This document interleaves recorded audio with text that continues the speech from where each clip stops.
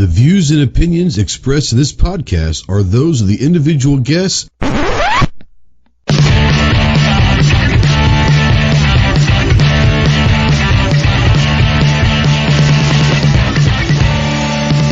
If you're a sensitive snowflake that may get easily offended, then turn this off immediately. If you want to hear the real truth about the gun culture, then stick around. This is the Armed Citizen Podcast.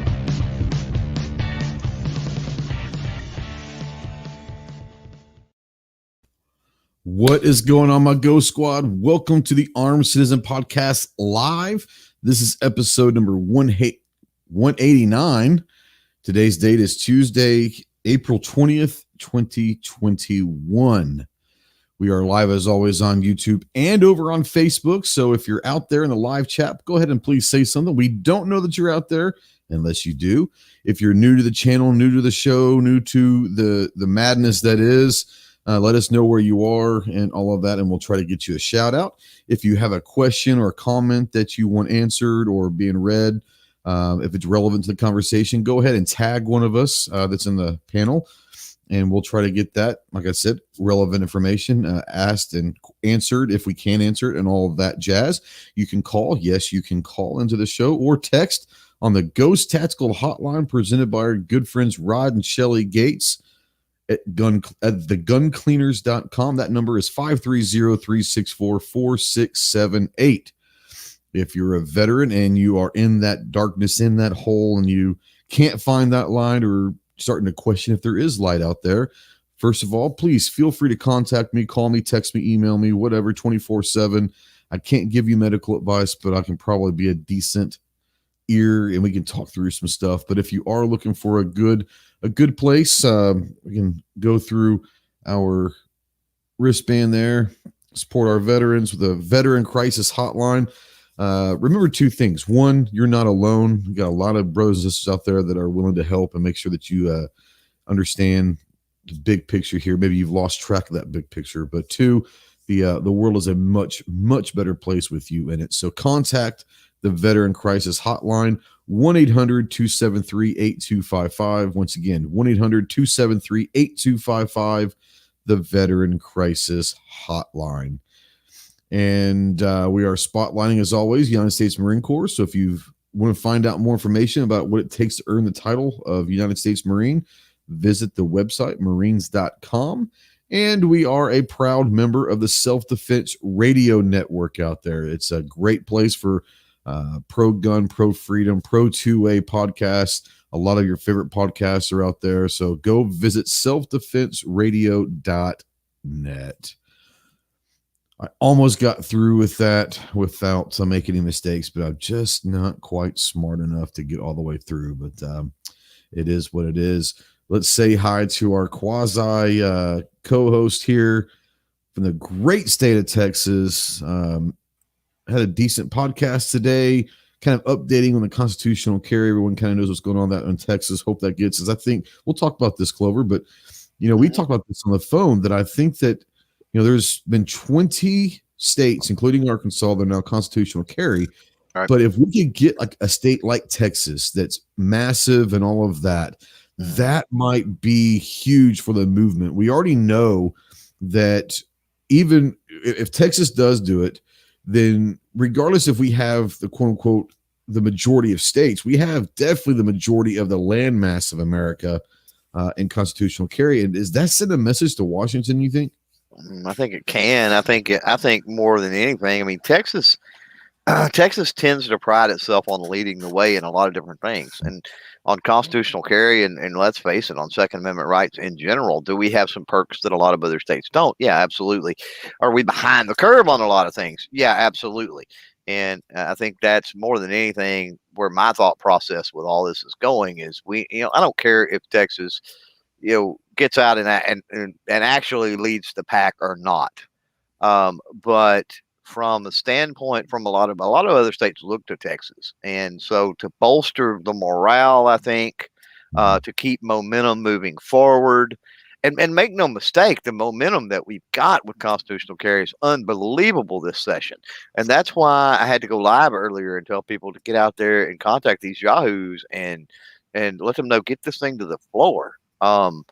this thing about not even bringing it to the Senate floor Yeah. because the lieutenant governor thinks whatever he wants to think or is talking to whatever person he's talking to is BS. You're circumventing the process. The people elect our representatives and senators to vote on things. Put it on the floor. The cards are on the What table. happens, happens. What Yep. happens. Absolutely. Yep. Don't try to, and I think honestly, and I said this in the podcast earlier, I think that it's political gamesmanship. Mhm. It's political theater. A lot of people get way too wound up in negative think without knowing, as we've said many times before, without knowing how the gummy bears are made, right? And without knowing how that political game and everything is played. And I'm honestly, there's a part of me that's like, that's what's going on. Like this particular senator and the lieutenant governor, they've got some kind of little game going that they're trying to cover some bases later on. They're trying to wheel and deal and cover some bases for some political cover or clout or favor or something later on. I think that's what we're seeing, and it's looking really horrible, just because of the optics of the whole thing. But I'm really um, I'm really happy to say there was several. Whatever it's interesting since I've been covering and trying to keep up to date on the Texas thing and keep people up to date because I feel so inclined because I am here in Texas and I do have my pulse on more on what's going on than Jared in Massachusetts, right, or whoever. Not that those particular people don't do good work on things, but they're not here in the state. They don't actually have their finger on the pulse like I do. So, I feel inclined to do it, and because of that, there's been a lot of Texas folks that have hopped into those streams or commented in replay. And one thing that I'm hearing today is that Dan Patrick, the lieutenant governor, and this representative or senator, I'm sorry, Segler, I think Segler. It's Segler or Seliger or something from up around Amarillo. They've been inundated with calls and everything else. So the pressure is definitely on. We just need to continue to keep the pressure on. One call is not enough. One email is not enough.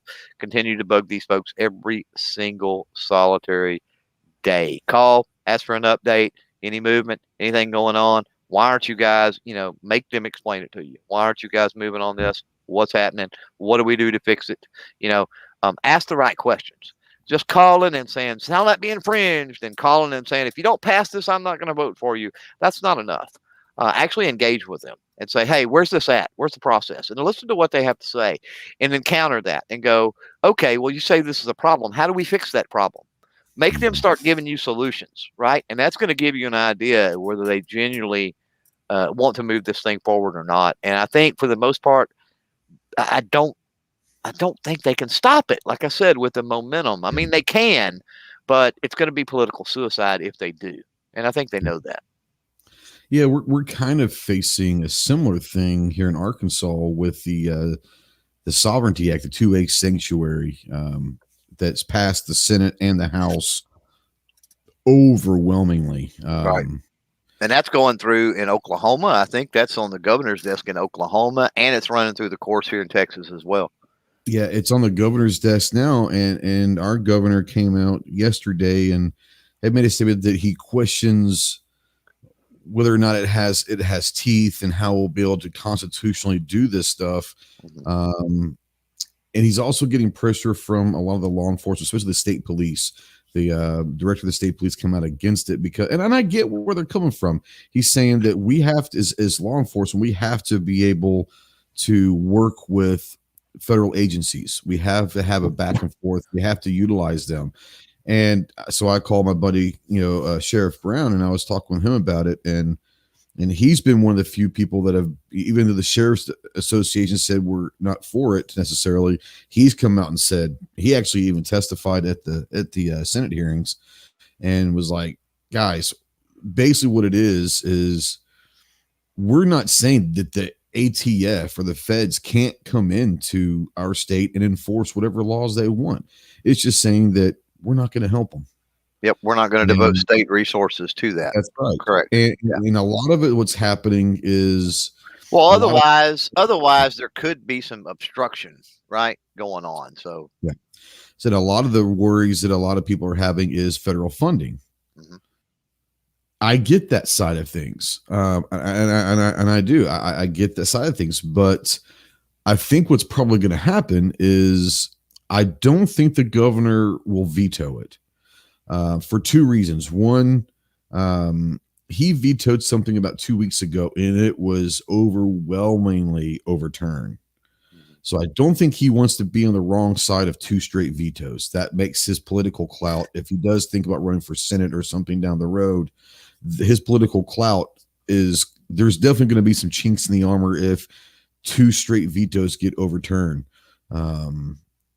Secondly, I don't think that he will sign it either. I think he'll let it go and become law without his signature. That's what I believe. I also believe that what is going to happen with the Stand Your Ground, but he signed it within 6 hours of receiving it at his desk. So he's had this now for a few days, almost a week. I just don't think he's going to sign it. I think it will become law.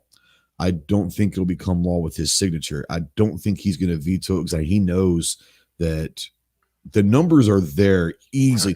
This passed the Senate and the House a heck of a lot easier than the previous bill that he vetoed passed. This is going to be a thing in Arkansas.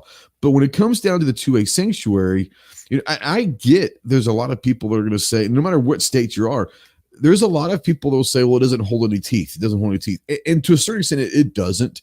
But for me, what it means is, as a state, we're sending a shot across the bow of Washington saying, hey, remember states' rights? Remember the Constitution? You're flirting with that gray area that we like to talk about we live in. You're flirting with the lines of that and the boundaries of that to where we're going to send a shot across the bow saying, don't forget who we are and where we come from. And I think that if enough states do that, I think that the 2A movement right now with the state level, and we've been I'm not saying this happened because of us, but a lot of us have been preaching that for years, saying it has to happen at the local and the state level. And if enough of this happens where your local sheriff saying, I'm not going to enforce any 2A infringements, and then now we're getting state legislatures saying, stand your ground, we're doing a 2A sanctuary. We're now close to getting 21 states now, including Texas, as constitutional or permitless carry. I think what that message sends to Washington saying, hey, you might have won that battle in November, but we're going to win the war. And we're going to keep you in check, reminding you, don't mess around. Don't mess around and go down a road that you may not want to go down. And I think that that's the side of the political system that I think is beautiful in America is the local, state, federal has its own checks and balances, much less at the federal level with the actual checks and balances of judicial, executive, and legislative. But it does, and it's a beautiful process to make it work. I'm thinking about becoming a global warming or a climate change activist, simply so I can misdirect the government to go focus on that crap for several years and leave us alone. Right. It's like I would literally join the climate change, the fight for climate change legislation or whatever, simply to get them off on that and leave us alone. I mean, I think we need to start practicing a little bit of misdirection in our community. We don't utilize that tact near enough, and it seems like the left uses that a lot, right? With their cancel culture and with they got a lot of other tools that they use for that misdirection, but they're really good at it. And I think we need to get good as well to, rant and rail and rave about, something that is really menial and meaningless. But the most of it is just to give them something to do other than screw with us. Yeah. I think it's interesting because, we've been hearing G preach and preach and preach for years now about what happened in 2013 as far as the online community. That's where a lot of the big YouTubers that are out there kind of made their mark, was in 2013 after Sandy Hook. the interesting thing about it is when you look at what happened in 2013, where the community came together to fight another assault weapons ban, basically, and basically sent that message to Washington saying, no, no, no, no, no. It's nice to know that what happened in December/January with the pistol brace comment section overwhelmed Washington, where they just said, we're done. We're not taking any more. At least for now. Yeah. At least for now. But what I think is amazing is we know as a community, as an industry, as a lifestyle, that if we need to rally the troops, quote unquote, we can. We've shown that several times in the last decade that we can do that. But it's nice to know now that government's getting involved and noticing the major problems with way too much government overreach in a lot of areas. So it is nice to know and nice to see that the states are listening and saying, look, whether or not these 2A sanctuary bills actually will hold teeth when it comes down to it, to me, it doesn't matter. To me, it is the state legislator passed it, the governor signed it, or whatever. It became a law that you don't think that Washington, D.C. is noticing what's going on. You don't think that there are. So let me ask you this. And I don't know the breakdown anymore, but as far as the representatives / senators of Texas, do you know the Republican Democrat split? Yeah. 18-13, something along that lines. Republican? Yeah. It's Republican leaning. Yeah. Okay, but it's I know for a fact there's 18. I know for a fact there's 18 Republicans. Because that's part of the hang up is it takes 18 to get a bill to the floor. It only takes 16 to pass it, right? Yes. So this Silliger guy, he could vote to get it on the floor, vote with the Republicans to get it on the floor. It'd be partisan, right? And then he could bail, and with Republicans, we would still have enough. And I hate talking Republican Democrat, right? Because I got to go back to this thing passed the House with 7 Democrat votes. So let's keep that in mind with this, putting everybody in their little box. I hate that type of an attitude, but sometimes we got to look at reality, right? Republican control, partisanship is a thing. So yeah, it would go through even along partisan lines. And we wouldn't even need that Yahoo's vote or the other chick. Somebody was mentioning another Republican chick in Texas. I can't remember her name offhand, a senator that is kind of wishy-washy. And it's like, well, we could get it through without either one of them, right? So what is the problem with getting it to the floor? They could get it to the floor and then go, oh, hands off, for political expediency. We're going to allow these folks, to no vote, or they don't even have to vote against it, right? They could no vote. They could that a lot of people don't realize that. You don't have to vote yay or nay. No. You can vote present. Barack Obama did it many times over his short career. I think he might hold the record for people that just voted present. They're like, I'm here, but I'm out. And so, they don't even have to vote against. So it wouldn't be like they would be jumping across the aisle and going against the bill. They could just say, hey, vote present, but I'm not going to weigh in. And then use that again to their federal level, though. Do you know what the breakdown of the federal level for senators and representatives are? What do you mean? At the U.S. federal level, do you know, are they Republican leaning still? I don't understand what you're asking. You have 2 senators from Texas. They're both Republican. Yes, yes. Just John Cornyn and Ted Cruz. Yeah. Okay, and on the House of Representatives side, is it more Republican than Democrat? Yes, absolutely. Yeah. No, 100%. Okay. Yeah. All right. So here's the thing. So there are going to be states possibly that are going to let's just take Texas that have Democrats that are Republican, that are Democrats at the federal level. But if they start seeing at the state level all of these things that are happening pro 2A, and it comes to a federal vote on something, they're going to have to decide: do I want to stay with public with party lines?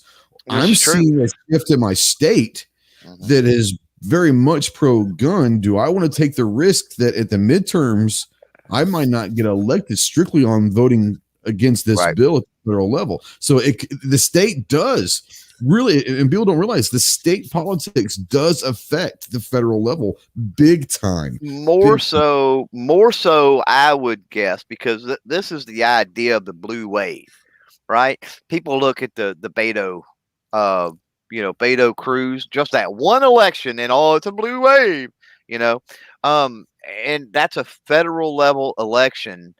That doesn't really affect federal level stuff. Doesn't really affect state level stuff that much. But you're absolutely right. State level can affect, because that's where the voters are at, right? That's where the constituents are at. So state level absolutely can affect federal level more so, right? And Absolutely. so, and it's also really important that we talk about how the gummy bears are made. This is all part of it.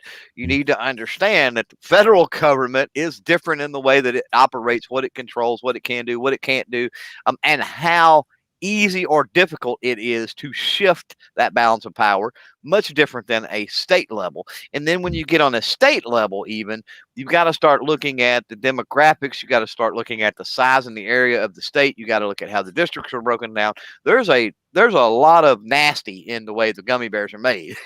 And if you don't understand all of that, we're not even bringing up gerrymandering, which is huge in the last 10, 15 years. Yeah. People don't even respond to, but knowing about the gerrymandering that's going on and redistricting, reshaping districts. It's crazy how much they're trying to do that. Yeah, no kidding.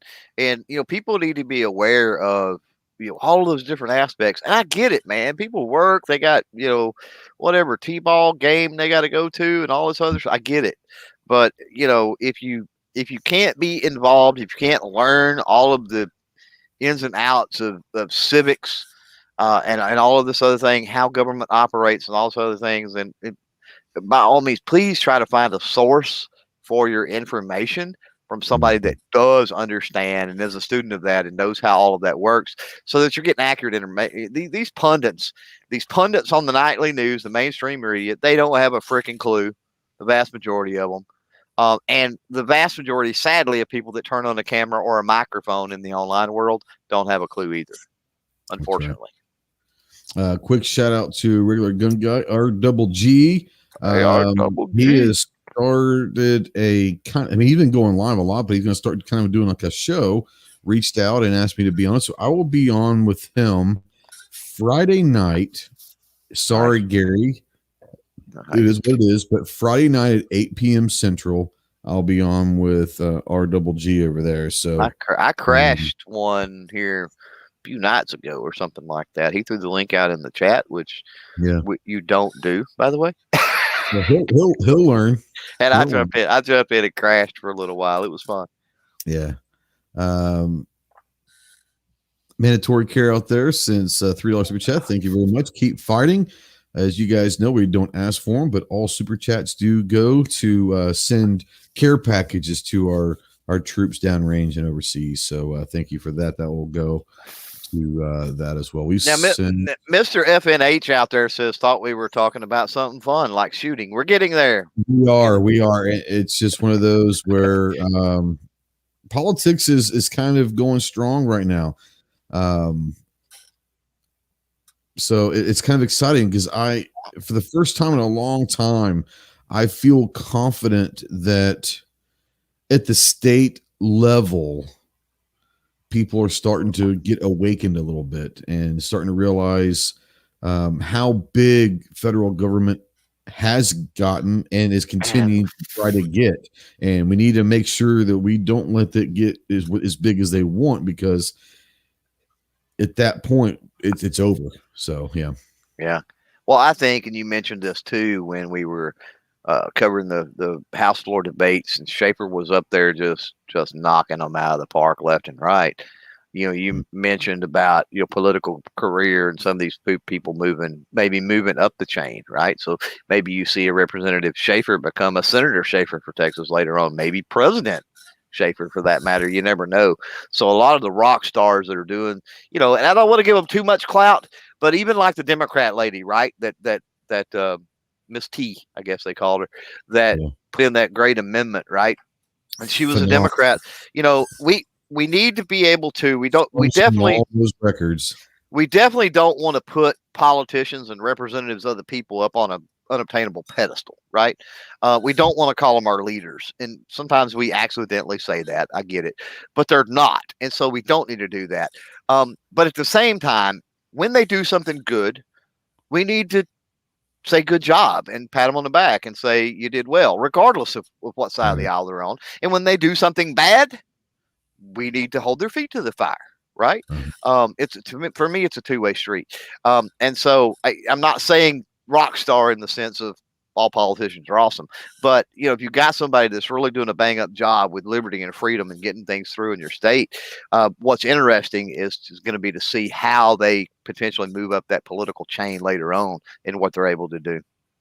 Yeah, and it was interesting watching the I wouldn't call it a debate, but the chamber, the House chamber, when 1927, I think it was 1927? Yes, correct. Came up, and we watched it for 5, 6, 7 hours, whatever it was. It was awesome. And you bring up Schaefer, and I never heard of him. He's from Tyler, Texas. And I don't live in Texas anymore, so I don't keep up with who the local, congressmen are. But I will say this is we were talking about it live, and we've talked about it since on the phone and all that. But I think that guy, not because of the bill, okay, I want to make this plainly clear, not because of this bill, he's the one who authored it and all of that. That's not why I think he's going to be a rock star. Where I think he's going to be a rock star is he was under heavy scrutiny and heavy attacks on these amendments on a lot of topics that honestly could have incited riots. I mean, there was a lot of race involved. It could have one bad or one word spoken at a time could have ruined his career. He was solid. He was calm. He was respectful. He actually voted for, obviously, a couple of amendment from a Democrat, which was surprising because it was a great one. But he also voted against amendments from Republicans. He did. Absolutely, this is not the time or the place for this. And I think that he kept his cool. And under certain attack, where literally one word misspoken could have ended his political career, is some of the topics that were being talked about. So I think that he's got a chance to do something special. I really do. Yeah. And you make a great point about that. Again, it goes back to my talking about not, really hating putting people in a box. And there's a couple of amendments that I can't remember his name, but he's also got a constitutional carry bill and a bunch of other ones. And his name escapes me, but he's up there. It's I can't remember. It's irrelevant right now, but he went against his amendments multiple times. Like, I'm sorry, but it just ain't the place. And it's refreshing to see that, you don't just toe that party line and throw whatever garbage in there that just because somebody's with your party. It's like, no, this is about the bill and what that bill's going to accomplish. So you really can see his faith in this particular bill and what he, how he envisions it going through the process and working out, working out in Texas. So it's definitely going to be interesting. And I agree with you 100%. I mean, there was so many opportunities for a nightly news soundbite. Yeah. I mean, and he sidestepped every single one of them. It was beautiful. I just got a text from a buddy of mine who's a state senator, and it's heading to the floor. Nice. It's already passed in the Senate, but it's Senate Bill 573, and it just got sent out of committee on the House side with a due pass, and that's kind of their recommendation from the committee saying, "Hey, we recommend you pass this." But this is the self-defense clarification bill. Nice. And what this is it basically is going to say that cities and municipalities in Arkansas, it's going to prevent cities and municipalities from being able to create gun-free zones in locations where they shouldn't be allowed to. This legislation removes infringements placed on enhanced carry permit holders by deleting a loophole in state law that technically allows cities to do so. However, this was not the intent of the law. The bill was supposed to expand the rights of permit holders to carry in these areas, but what they've done is in these committees and all, they went ahead and changed it. Said, you know what? Instead of saying you are allowed to carry here, let's just make it to where the cities and municipalities can't create gun-free zones. Period. Right. Yeah. Why complicate it? Right. Exactly. And so that it's already passed the Senate. And it was sent out of committee at the House where they do pass. That'll probably get to the floor in the next 48 hours, probably. And what I'm liking is we're going to flood the desk of our governor. And once again, I don't think he wants to be on the wrong side of some of these bills, because even if he does veto, it's politically, it's going to be like you're talking about political suicide for the governor who's a Republican. Not saying that he would sign them, but if he's getting pressure from some organizations and associations not to pass some of these, and he goes ahead and vetoes, and next thing you know, he's had 3, 4, 5 vetoes overturned in a 6 week to 2 month period. That's political suicide. If he has at his term limit, he's done. Yeah. So he's going to have to go Senate or something like that. If he does have aspirations and he keeps getting overturned in these vetoes, that's going to be political suicide. So I like how we're just shoving 2A stuff at him right now, saying, what you going to do, big boy? That's what Texas has done for a very long time. I call it the ground and pound. And so that's the approach that we need to be doing on a state level, nationwide, is just keep throwing all kinds of crap at the wall. Yeah. So a lot of people are talking about it's snowing here in Arkansas. It is. It's snowing about an hour and a half from me. It's supposed to get down to a little below freezing tonight. Around freezing, they're saying could be like 29, but a lot of them are saying about 31, 32. But about an hour and a half from here, it is snowing pretty hard, and it's moving this direction. So it is kind of crazy. It was 70 earlier today, and in about 1 o'clock, the north wind started blowing about 25, and here it comes. And so tonight's supposed to be around freezing. Tomorrow night's supposed to be around 35. Ironically, it's going to get to about 58 or so tomorrow afternoon, and then drop right back. But it went from 70 to, let's say, 70 to 30 this afternoon. So it's kind of crazy how weather is. Who's going to, in Arkansas, we had Snowmageddon, but who thought we'd see snow in Arkansas in April? So I don't know if over in Tulsa, I don't know if Snob's been seeing any snow, but I guarantee it's a lot colder than it was earlier for Snob as well. Snowed there in April in Tulsa in April a few years back. I certainly remember that. It was freaking hilarious to see.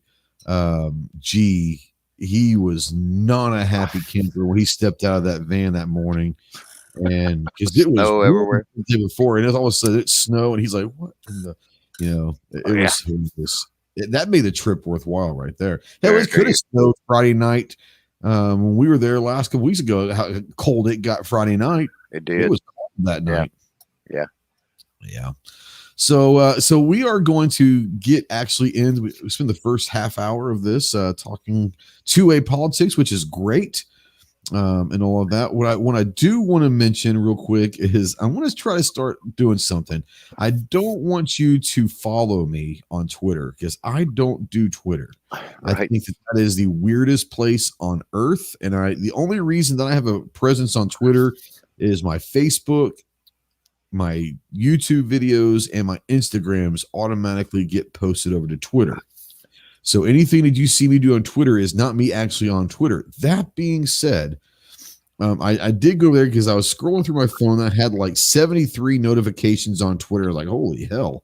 So I went over there to clear them out, and I noticed people were talking interesting about my last Ammogeddon review of the Beretta APX, and I put that thing through hell. So here's what I want to start doing is every week, you guys watch Jimmy Kimmel at all? I don't watch Jimmy Kimmel, but I see he has a thing every now and then called Mean Tweets, and he gets celebrities to read tweets that are mean about them. It's pretty hilarious. I don't do Twitter, but here's the thing, whether it's Instagram, Facebook, or Twitter, if you're going to do something, then make it interesting. Get creative with it. Don't tell the crayon joke that has been told 17 million. Get creative with it. If you're gonna try to chastise me or make fun of me, I've heard it all before. Hell, I make fun of myself a lot. Get creative with it. But what I'm going to do is every week and towards the end of the show, I'm going to read. I'll go to Twitter and I will literally read some of the mean tweets. So my Twitter handle is just search Ghost Tactical, but I want to say it's USMC Ghost with a 0, not an O. On Instagram, it's Ghost Tactical with the G's H0SD, but just search Ghost Tactical and all that. If you're gonna send me a tweet, tag me in it. You can even use a hashtag Ghost Tweets or something. I don't know. But I want to read some if they're creative. If you want your tweet to be read live, then get creative with them because I've heard it all before. I have no idea why people think that, hey, did you have a crayon today? Is funny at literally the 4 millionth time. I get creative with it, guys. And if you have a creative one, I'll read them live, and we're gonna have fun with these. Go ahead.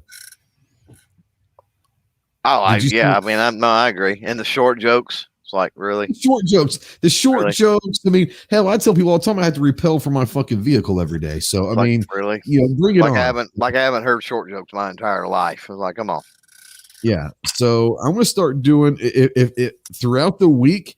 If there's some great tweets out there, that's the only time I'll only go on is Twitter is to see if there's some good tweets. But I will do that if you get creative, and I will put them up on the screen, and I will absolutely read those aloud. But you got to get creative. If I'm bored of them, I won't read them. I'm only going to read. So there might only be one a week that I think makes that cut. So get out there, tag me in those. Use the hashtag. I'm going to put out there. Let's use that because I'll just start following it. But Ghost Tweets. Use that hashtag out there.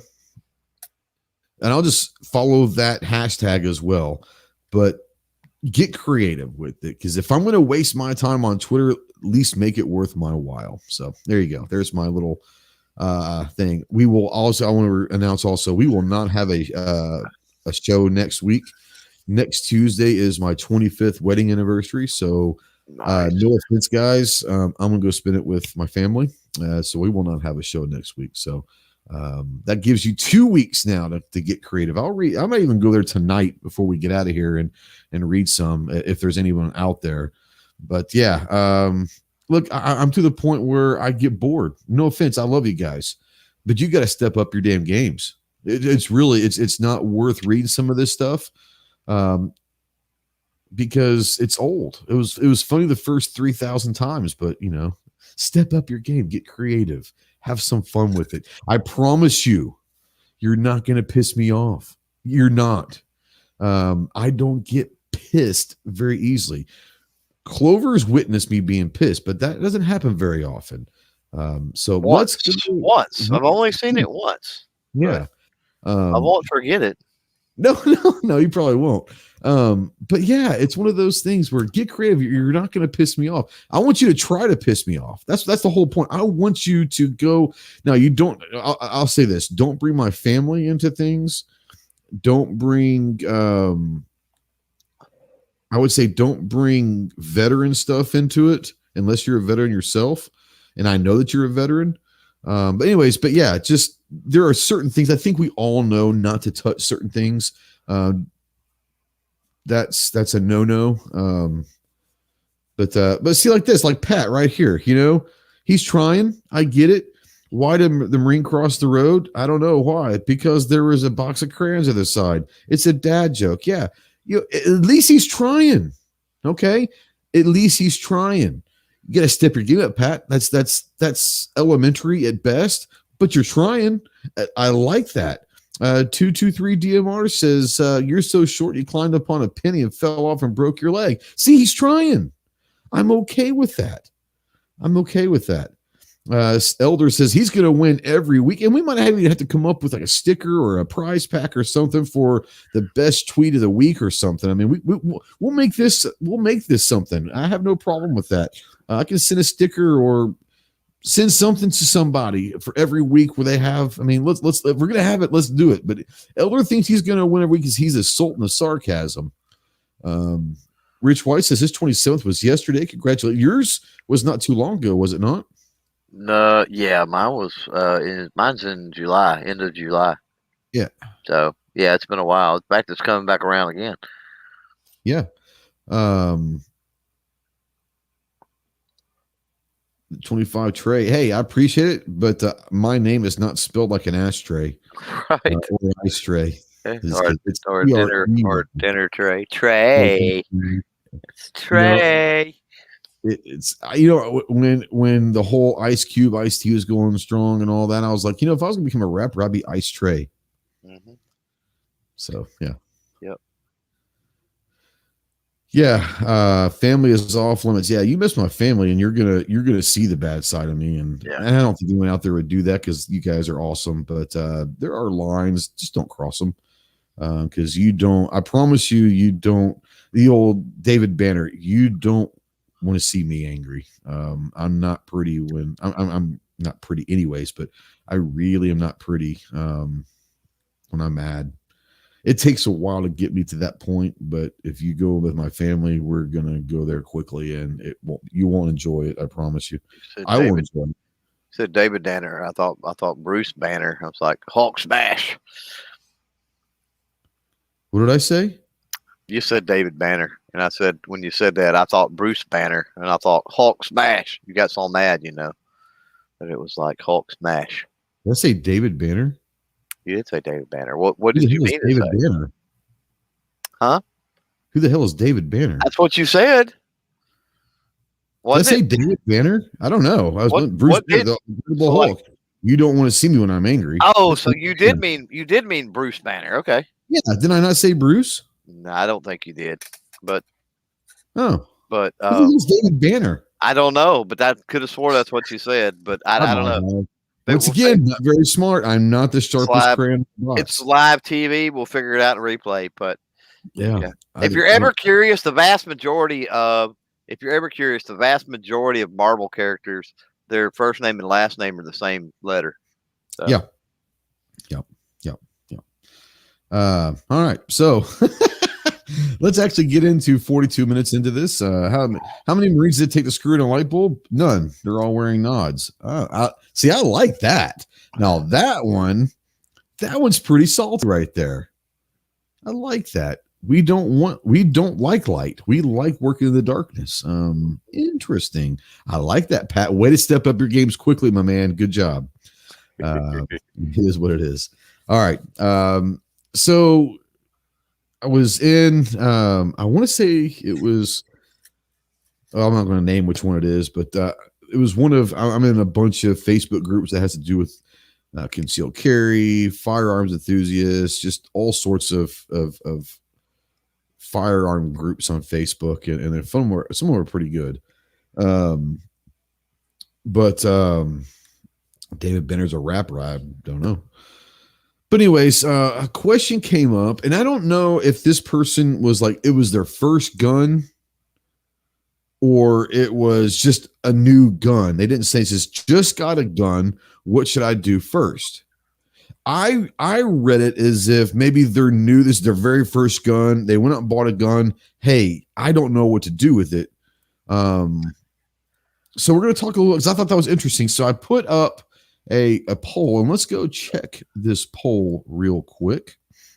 And I put it up earlier in the day, and let's see here. It's got 385 votes. Interesting. So I said, what do you do first when you buy a new gun?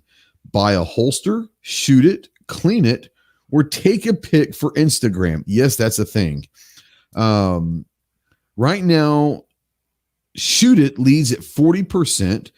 Clean it is really close at 39%. Buy a holster is at 17%. And at 4% is take a pic for Instagram. I was having a little fun with that one, but there are people that will literally, before they leave the site, take that picture. And I've done it before. Clover's done it before, and all of that. But there were so many things I could have done, like get some instruction or training or whatever, all sorts of different things. Read the manual, watch videos, and I wanted to bring up real quick because this is kind of where I was going with this, and I want to get your opinions on this too, Clover. Is when we used to buy guns, I don't know if you did, but I'm kind of a nerd. Whether I know, most manuals are the same. Let's be honest. A 9mm striker fired semi-automatic pistols manual, whether it's a Beretta, Glock, whatever, most of them are going to be about 98%. It's just what it is. But I used to read manuals because I'm kind of a nerd that way. But I wanted to get your opinion because I realized I don't read manuals anymore. Before I usually go get that gun, I've already probably watched 5 to 10 YouTube videos on said gun. And if there are any things that are jumping out, like, hey, be careful in the first 50 rounds of this, or hey, this gun doesn't like 115 grain until you get about 150 rounds. My Canic was that way. My Canic, I was watching little videos, and I was actually talking to a buddy of mine who works at Century, and he was saying, look, here's the thing. Use 124 grain for the first 150 to 200 rounds. Once you get to that 200 round break in, you can go shoot whatever you want. He said, for some reason, 115 grain right off the bat, it has issues. So I did. I went and got a couple hundred rounds of 124 grain, put it through. It had no problems. And since then, 115, not a problem and all that. But so my thing is this, and I want to ask you this, is have us in the YouTube community, I'm saying us generally, but people who do reviews that are going through that first couple hundred rounds of a break-in of the barrel or whatever, have we as information sources, if you want to call us that, has the social media side of gun tubing kind of replaced manuals to the sense that most people aren't reading manuals because they can go watch a video instead? Have you noticed that? Do you do that as well? Well, the vast majority of what I pick up is used, so it don't come with a manual. So it's going to depend on who you're talking to and what they're buying, obviously. I still flip through manuals because almost every single manual, I don't know of one that doesn't, has a schematic. And I'm just nerdy enough that I could care less about all the other stuff, unless I'm having some kind of a problem or trying to figure something out or whatever. Which one of the ones I got from Tulsa, I did. I actually had to scour the internet for a manual and try to figure some things out on that. The safety was, I'd never seen anything like it before. But yeah, I'll usually flip through to the very backs, usually where the schematic's at, and just once over the schematic real quickly. And oh well, it's similar to this or similar to that, or man, nothing has really changed between this and the last model they put out 5 years ago, or whatever it might be, right? But again, I'm more mechanically inclined, and I kind of nerd out on different things like that anyway. So that's a habit. But again, the vast majority of what I purchase doesn't come with a manual, so no. And I don't go to the I don't go to the internet when I buy one. I don't come home and go to the start YouTube and stuff. What I will do, and this was going to be my answer, so I'll go ahead and throw it out there, is usually because I'm typically buying older stuff, used stuff, whatever. I've usually put a little bit of research into it prior to buying it because I don't like just going in blind and on purchasing anything, right? But I will usually research it much more heavily once I've gotten it. For example, the ones at Tulsa, you know that. I mean, I sat out on the sidewalk with my phone. I was like, hey, I'm trying to figure out this, and I don't know about that. And I got enough information to know that, okay, I didn't need to pass this up, right? But I really didn't know exactly what everything was. I didn't know near what I do now on both of the ones I picked up. So once I got them home, I broke out the manuals, I broke out the books, I broke out everything, and got production numbers and production years and all of this other stuff, information on them. I would say that maybe that aligns with the whole manual idea a little bit. Maybe in some sense that's aligns with the going to YouTube and looking at stuff a little bit because you're seeking more information on it, basically, right? Well, and let me ask you this: is hold on here. Okay. Reason why I said that is I mean, I know a lot of people, and people have left comments on my videos. I'm sure you have too, but it's saying, awesome. Pick your mind up next week. I'm glad I watched this to know what to look forward Oh to. yeah, oh yeah, You know, and it's like, okay, that's kind of cool.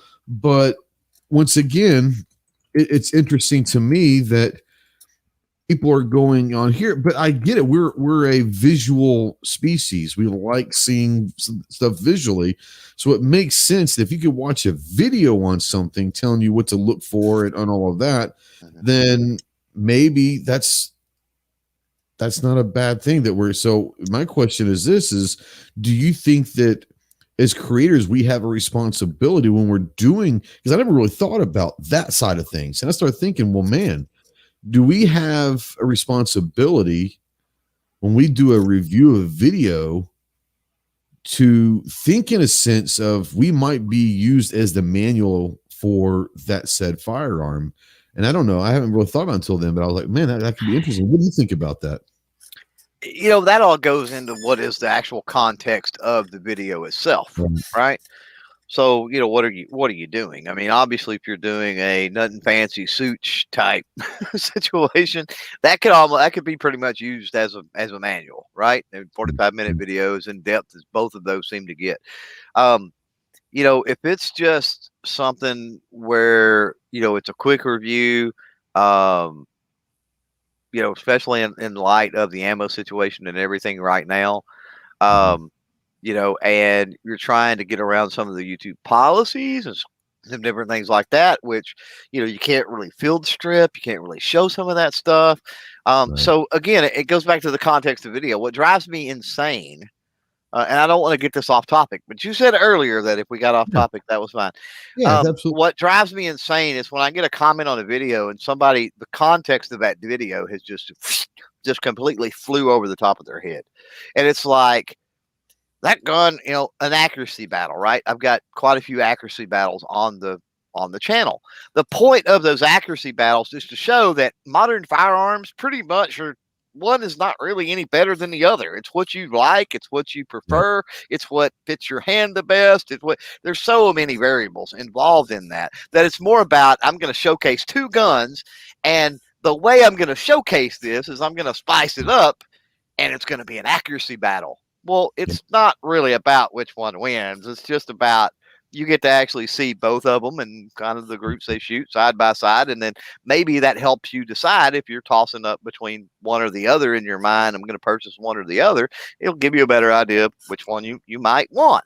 But people come in and they just get so butthurt over, you know, oh, the group on this one, mine shoots a better group, and oh, this, that. And it's like, dude, guys, chill out. We're supposed to be having fun. So, again, it goes back to the context of the video. Now, I have videos that are educational and explainer videos, right? You do as well. We have those. But again, I think those are put in context, and I think we have a responsibility to do that, right? Yep. I think if it's a serious video about a serious topic, one that comes to mind that I get a lot of traffic on is there's several in explaining optics and scopes and how they work and the individual components within and things like that. And I get a lot of traffic and a lot of questions and everything on those. But that is it's the context of it is produced in a way where they hit that video and it's an educational piece. It's not, we're just on the range kind of having fun, just checking out some cool guns. It's a little more serious vibe with it. Like, here is all these components. You know, I go with a specific order and I'm real technical about the names and where all of these parts are and what they, you know, scientifically what they do. And so it's got a much different feel to it. And yes, I do think we have a responsibility. There's nothing wrong with putting out some fun content and doing things and certain things in a fun way that can feature different firearms, because putting firearms, and that's kind of what I like about the FUD aspect of things, is I'm able to put a lot of firearms on a video in front of people that they may never have knew existed, right? And my goal is just to get that on your radar that these exist. It's not to give you the nothing fancy or the suits 45-minute tear down, put back together accuracy test. You know what I'm saying?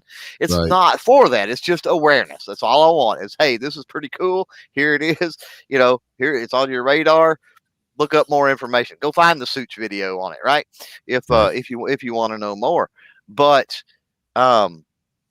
again, it gets back into, I think that, yes, there is, you talk about the responsibility. We have a responsibility. And I think when we're talking about the whole policy issue with YouTube, this is where it gets very important for a creator. I think we really have to be careful when we're producing that video to make sure that the context matches the content. Mm-hmm.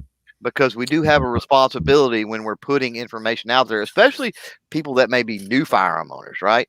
And they may not understand the content without proper context. Absolutely. Calaveras says Clover Ghost needs to do an accuracy test with Marine Edition M9. Nope. I agree. Nope. I think you should send that up here to me and let me do a test with it. Actually, if I had it, I would never shoot it. Actually, that's not true. Clover and I talked about this. Man, we were on the phone for about 4 hours. I think you should shoot it once a year. I want to shoot it once on the Marine Corps birthday every year. Yeah, right. And that's it.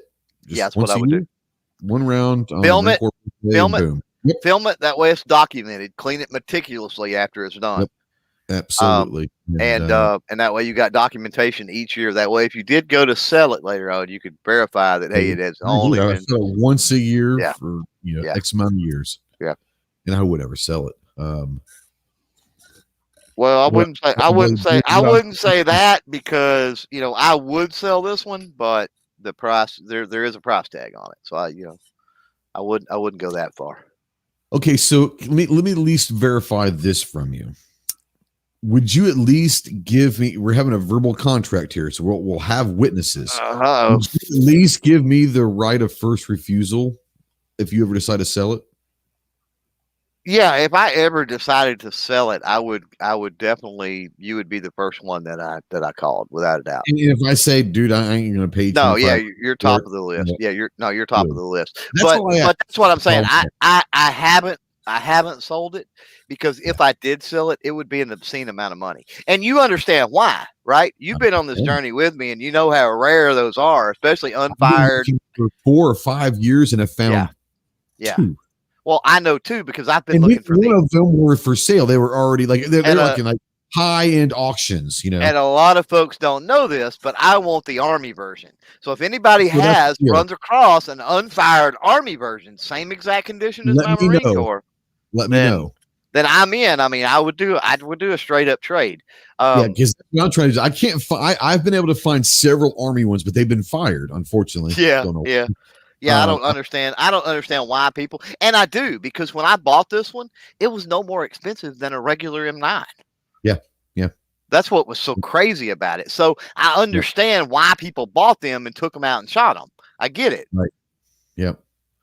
Yeah. So the deal is with Clover is if I can find an Army edition, then he would trade me straight up. If it's light condition, basically brand new, unshot, he would trade me for the Marine Corps one. And mine's been fondled excessively, but it's never been shot. Yeah. I can't find. I just can't. Not without being like crazy stupid prices. No offense, I love it, but I'm not going to spend $2,500 on it. No, and I understand, and that's me. I mean, I don't sell things anyway, so it's not out of character for me to hang on to it and say I don't want to sell it. So Lance out there says, would 3,500 buy it? And he says, Ghost and me can split it. Here's the problem. I don't want to share that with you, bro. Right. I'd have to buy him out of his half. I would have to seriously think about 3,500 because I'm pretty sure I could get serious on some auction sites. I could probably contact Rock Island Auctions, for example. Oh, you probably could get 3,000. And I could probably find an Army for less than that, but it would require a lot of work, and then it would be a buyer's premium, and yeah. I want to say that some of the auctions that we were looking at that one night for hours was 1,500 to 2,000 level. Yeah, and then a buyer's premium. and then the buyer's premium as well. So you're looking at 25 to 3,000 with shipping and everything, because when you go buy that, it's not, you're just buying the item. That has nothing to do with shipping, the, like you said, the premium and all that. It's it is what it is. Yep. Let's see here. So Steven says y'all should make a pact to trade back and forth every 5 years until someone kicks the bucket. Yeah. Well, that'd be interesting. Now we know. So, as a matter of fact, I think Lance and I were talking about that this weekend. We were talking about that same M9. I couldn't find it. Oh, I was right. We were talking about it because we were shooting with a buddy of ours. It was a naval aviator, a fighter pilot for the Navy, one of the top gun guys, And we were talking. I said, actually, it sounds crazy. Now, I am going to admit this live and on air, and so mark this tape. The most beautiful of all of them is the Air Force one. It is. It is. Really the blue grips. Oh, the blue grips is good. The Army is honestly the ugliest one. And you like OD green. I like OD green. I do. But so I like the red even better than the green. Speaking of OD green, so the Navy is not bad. So the Beretta came with the black frame and all that. So last night I put the OD green frame on here with the Coyote Talon grips on there. So I think that looks pretty sharp for that Beretta. But yeah, I'm a big OD green fan. I know it sounds crazy, but I do like them. Yeah. Now Calavera says that the pact is void if you help the other guy kick the bucket. All right. I guess I can see that. No, but no, that Air Force one is really, really pretty. Well, in the Navy, that one is white grips, and the white grips they're pretty cool. sharp too. Yeah, it was cool looking, but the Air Force was pretty looking. Oh yeah. The blue. There's something about the blue and gold. Yep. With that gold inlay in the blue. Yeah, I really like it. Yeah, wouldn't have one, but I like it. Well, I always say I wouldn't have one. If I run across one tomorrow for $500 that was unfired, I would be on it in a heartbeat, regardless. But yeah, I'm not going to go out and pay what an unfired one tends to bring nowadays, for sure.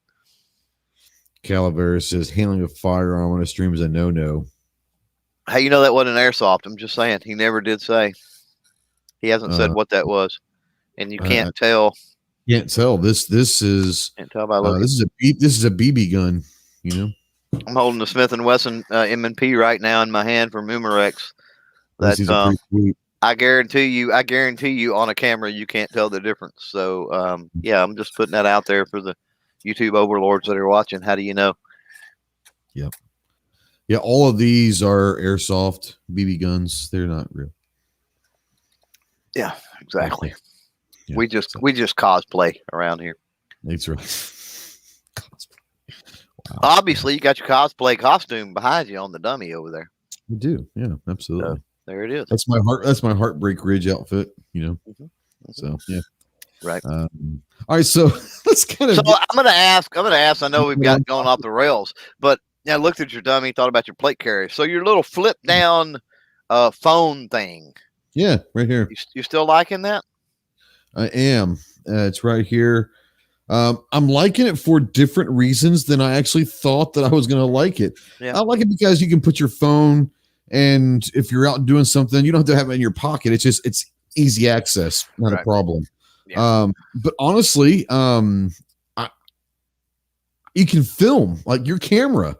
Like you can go ahead and hit record if you're doing something, and you can record that kind of first person kind of stuff. And I did it by mistake actually a few weeks ago, and I had put it in there, and I guess I'd hit record or something. And later on, it was I took it back and it was still recording. I was like, so I had this footage of just me. I was at the range. I was just doing like build drills and stuff, but I had this video, and I'm going to utilize it eventually because it's pretty cool video. Just have the shots like right underneath my hands, so you can see the firearm, the target, and all that. So I'm liking it for that side of things. I thought it'd be kind of cool just to have it there. But I mean, it's actually one of those things that you can utilize for some different perspective of filming something too. So it's pretty cool. Pretty cool. I don't know. It is what it is. It doesn't take up any room that I would put anything there anyway. So you have my flag right there on the Velcro. Now it's just on the top of that. So, right. But yeah, it's pretty cool.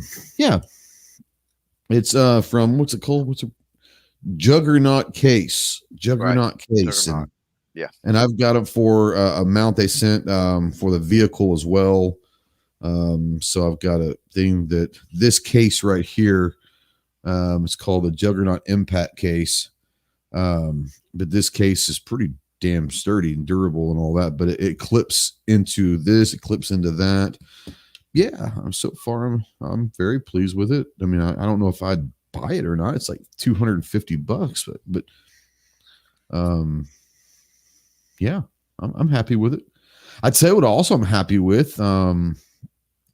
So we were at the range Sunday, and there's about 6 of us, me and Lance and Buck and Hans and a guy named Brad, who, like I said, is a naval aviator, and then Hans brought a friend. There's about 6 of us out there just shooting, doing some steel target stuff, and just having fun shooting. And so Hans was there, and you're familiar with, I mean, because you're working with him, I think, the Axle hearing protection. Yeah. ASI, is it Axle you're working with? It's Axle. Yeah. Yeah. So he bought a pair online, and they were going to cost like $140. And what they are, they're the Bluetooth, the wireless Bluetooth muffs or plugs. Plugs. Okay, GS Extremes. Yeah, the GS Extremes. Yes, yeah, exactly. And he was going to buy a pair of the like $140, but if he bought 2, he got them for $100 a piece. So it's $200 for 2 instead of $280. So he saved $80. Mm-hmm. And so he's like, well, if I get 2 of them, I can give one to his wife. Mm-hmm. And so I guess something happened where she didn't want them or whatever. So he's like, hey, I've got these. Anybody want? I was like, yeah, because I've been looking for, you know what I mean? I've been looking for some Bluetooth, electronic Bluetooth earbuds. Yeah. Buds. So I gave him $100 and I said, hell yeah, I'll buy them. And dude, they are, I don't know if you use them right now, don't you? I have been playing with them. Yes. I'm enjoying them. I actually had to turn the volume down because it's picking up everything. But I really am enjoying them. And yeah, so I was excited because I was looking at maybe getting some of the walkers. I've heard a lot of people talking about the walkers. Mm-hmm. But I bought these from him because he had them there, and man, yeah. Well, I'm really impressed with them. I really am. Well, they've got the tracker, and then I forget what their Bluetooth model is. The tracker is the muffs. So I've got a pair of the trackers, a pair of the GS Extremes, and I've got some of the regular little buds, the XP reactors, and I've been using them a lot because that is kind of what I'm used to, is just normal buds right out on the range, just something quick. I ain't got to mess with batteries and turning stuff on, and just to throw them in and go. But yeah, I mean, I was super impressed with the company itself and the products. A few weeks back at the Shooting Sports Showcase, and then yeah, I don't want to give any spoilers, obviously, on upcoming content or stuff with all of the different stuff I've got from them, but yeah, I mean, it appears to be. I haven't figured out. I will go ahead and say this: there seems to be a lot of hate on them with white noise, and I don't know. I had to turn mine down. If you turn it all the way up, yeah, I do. I could. Yeah. Well, Lance had to turn mine down. Yeah, well, right? Right. I mean, that's going to happen regardless. I mean, these aren't Bose headphones. No. You know what I mean? That's not what they're for. So, yeah, that's me. I don't get the hate on, and that's that is the biggest complaint, is a white noise complaint on them. And so far, I mean, people are turning them up too loud. I don't understand that complaint. Yeah, I haven't had an issue with them at all. I'm actually enjoying them a lot. Glad you're enjoying liking the APX. Yeah, it's a great gun. And like I said, everyone knows I'm a Beretta fan. And so obviously when Beretta comes out with a modular polymer framed striker fired pistol, I'm probably going to be excited, and I am glad that I got this. I'm enjoying it. Is it the greatest thing ever? No. But for the price tag, it's pretty good. I would say the trigger isn't terrible. It's definitely, it's not great, but it's a good decent trigger. But it feels great, and I love the weight of it. It feels great, and it's a Beretta. And the interesting thing about it is if you're familiar with 92s, I don't know why they did it, but just like in the 92, they got the little striker indicator on top of the slide. You guys, Yeah. and I don't know why they did this with the APX, but they did. So it was kind of like, hey, that's interesting. Maybe for sentimental, I don't know why they did it, but it is what it is. But yeah, I'm enjoying it. Is it my favorite gun? No. It sounds bad, but for the same price, the Canic's a better gun so far. But absolutely, I'm enjoying it. I'm a Beretta fan, so I do like the modularity of this, where I can change out the grip frame to different colors and all that, because there's a skeleton, basically a skeleton frame inside it. It's actually serialized. It's actually the gun. This was Beretta's entry into what now is the SIG M18 or whatever it is. But this was Beretta's entry into the trials for the military handgun, and it's been out for several years. But when they first released it, they put it out like a $650 to $700 price tag on it to kind of go up against the 320.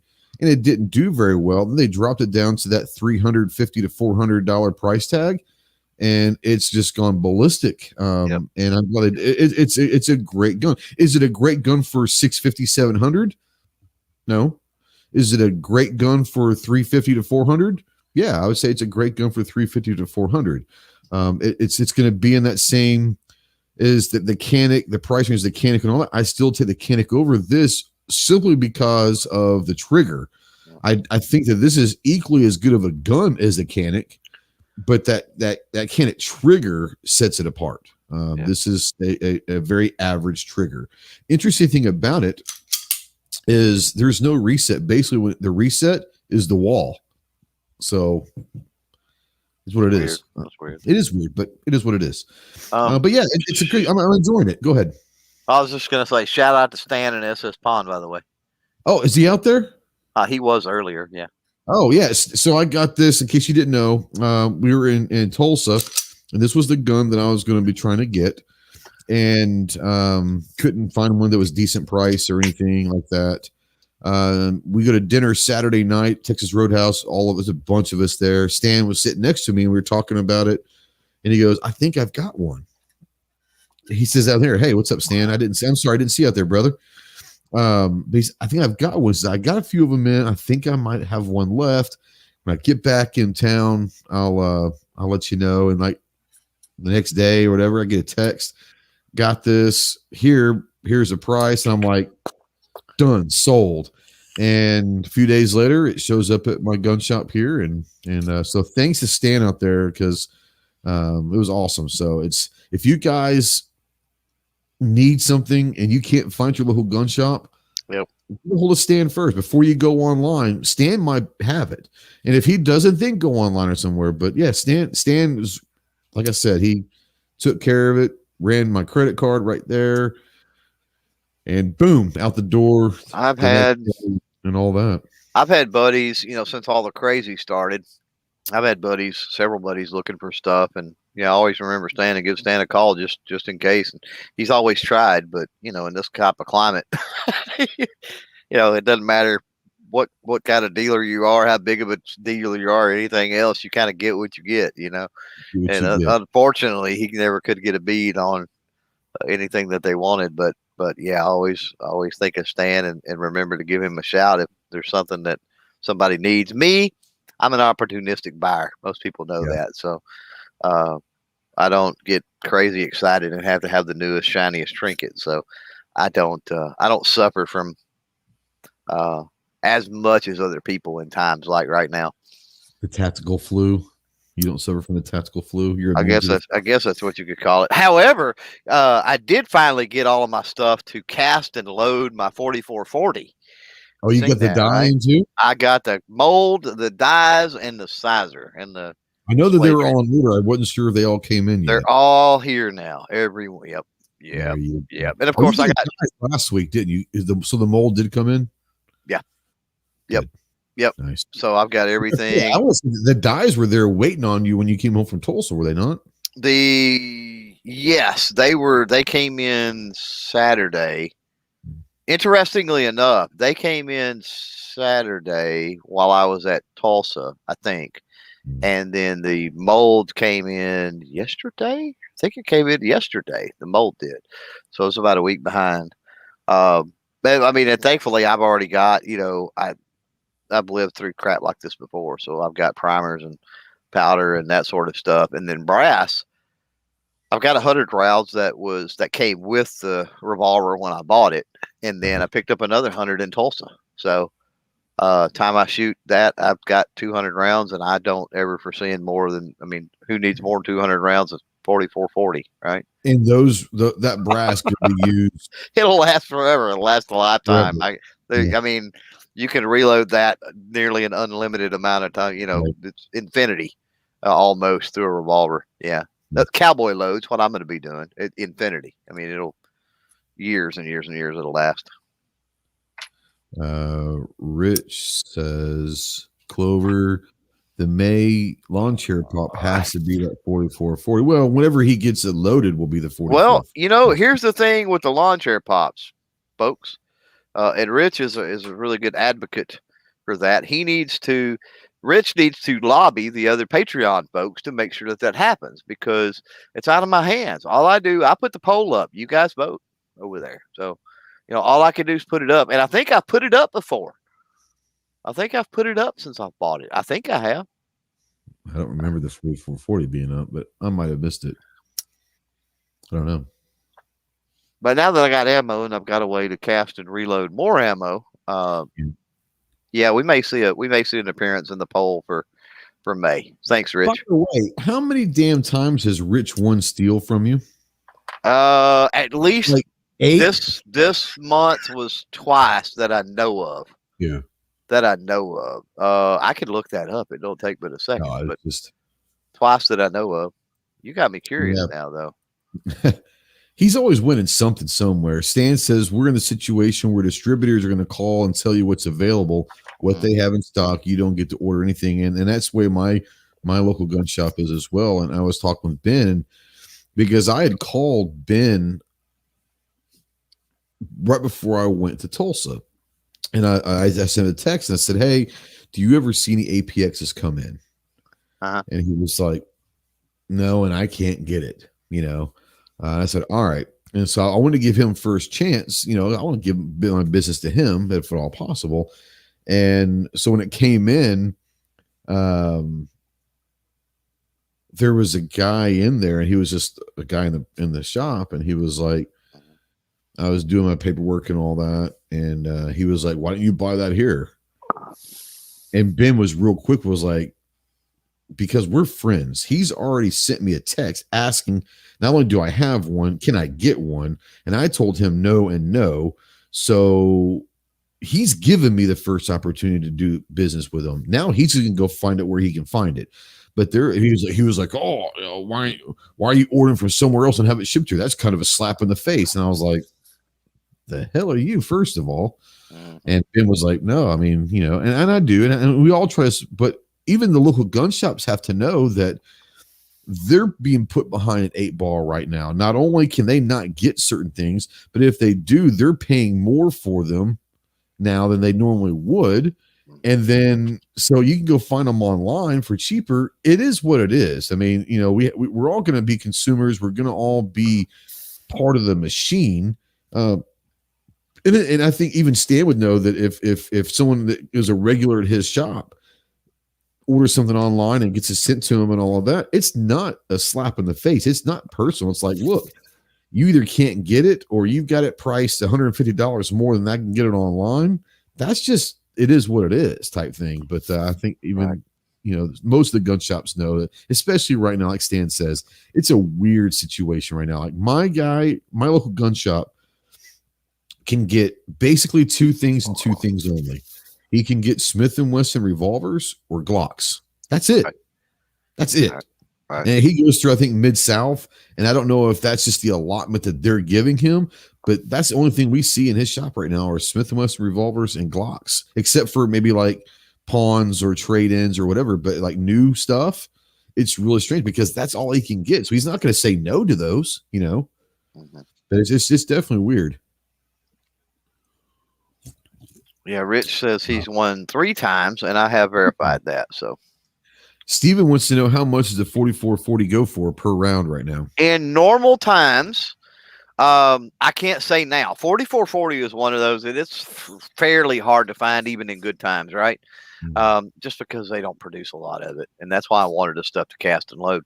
But in normal times, that's why I was so amazed at what I paid at Tulsa for it. But in normal times, 60 to 70 cents a round, probably somewhere in that area. $20.50 right now, I bet. You can't even find it now, really. But so about $35 for a box of 50, something around that range. I paid $20 a box at Tulsa for it.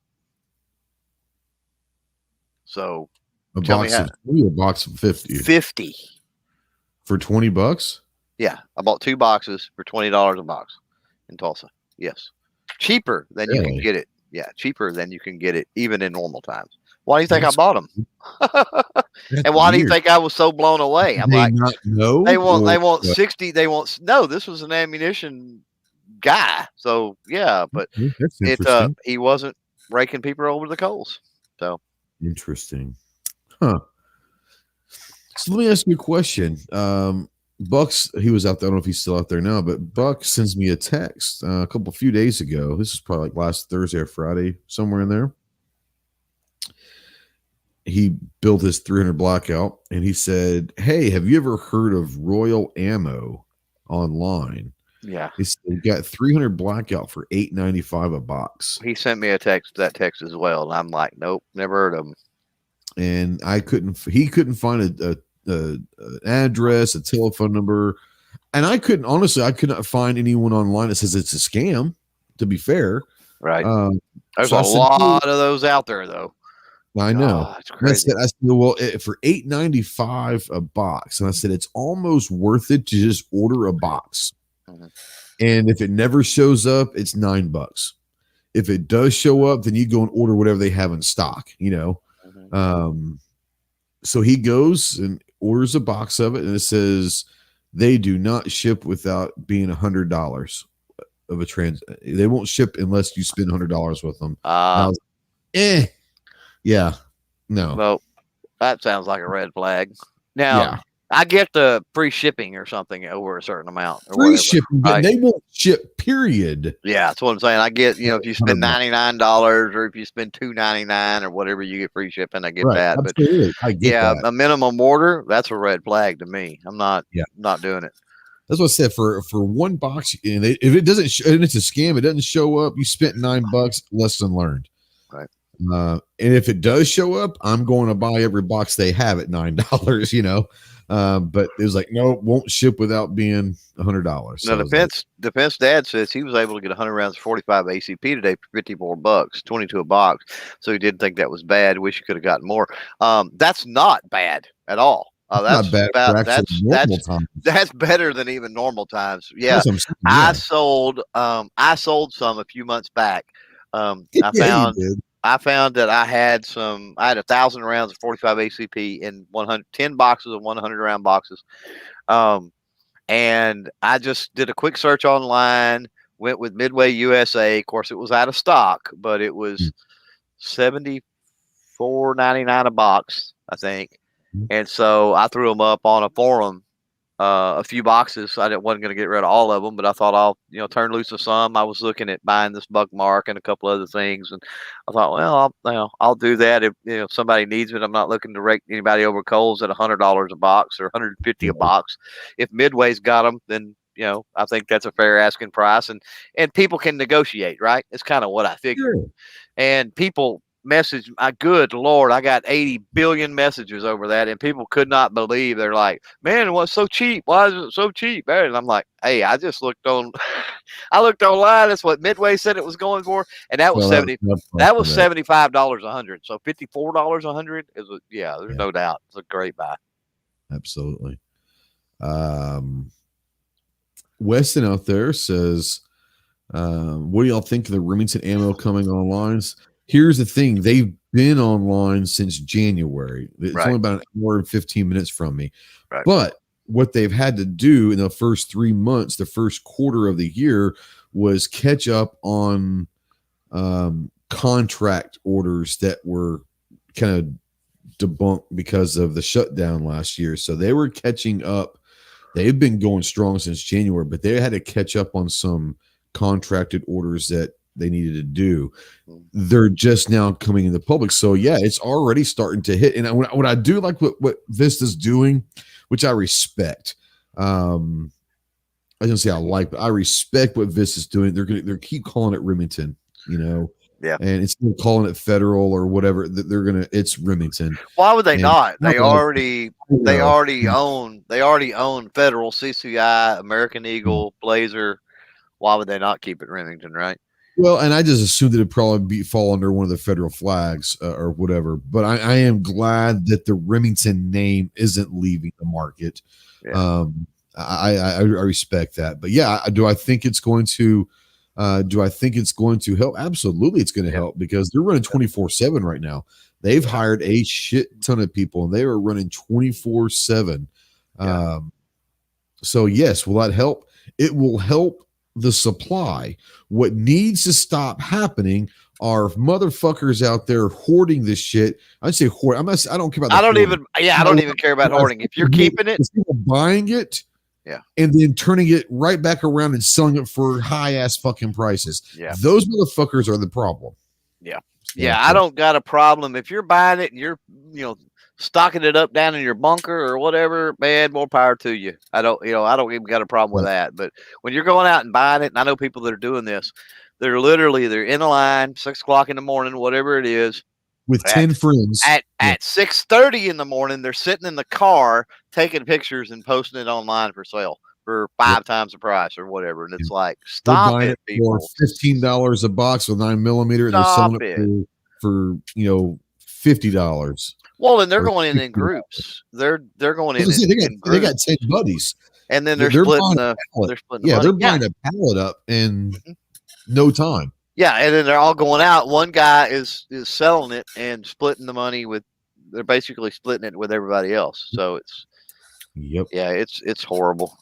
But what do you do? It happens every single time. Every single time this we have one of these spells, it happens. It will fix itself, but it's going to take some time. It'll take a year. I remember 2013, the whole year of 2013, around here at least, you couldn't find 22 LR or 9. So, and it fixed itself. What's going to be funny to me, to the people that this happens to, it won't be funny, is I remember 2013, and I remember the people that bought the $3,000 AR-15s.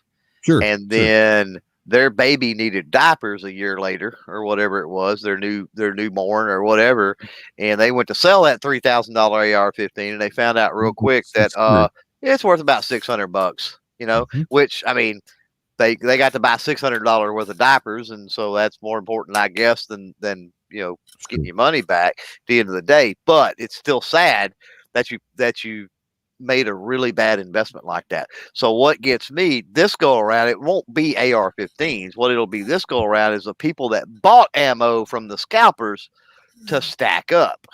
And then they're going to get into a situation later on to where I need to get rid of that ammo. And it's 15 cents a round now, not $1. Right. and it's been stuck. and see, that's where the difference is between 2013 is the supplies here. Yeah. The supply of ammo is out there. It's the market's being controlled by assholes at this point.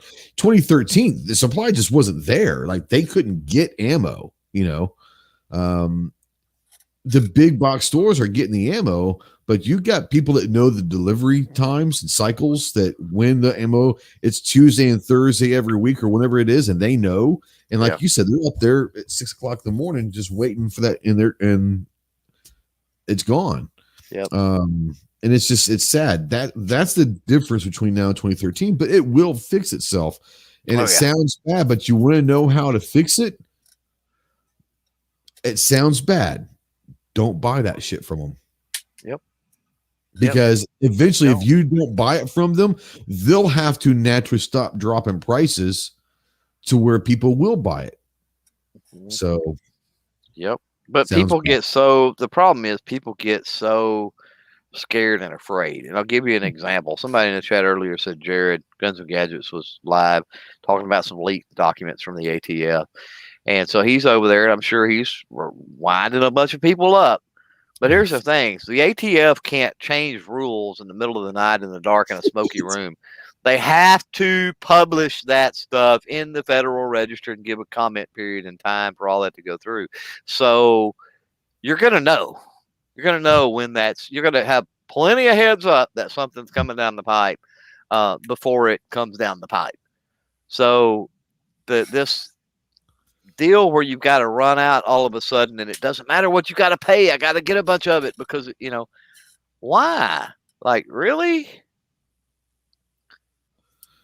John Jay says a lot of scalpers out there at the gun show, his local gun show, selling baggies of 10 millimeters for $75. Now, that being said, depends on how big the baggies are. That actually might not be a bad deal. That's true, but I bet they're little bitty ones. Yeah, I think they are too. Yeah, we've seen a lot of that in Tulsa, and what we come to discern from it was that people were buying up at Academy and places like that, and those places have security seals on their ammo. It's real easy to spot if somebody is scalping.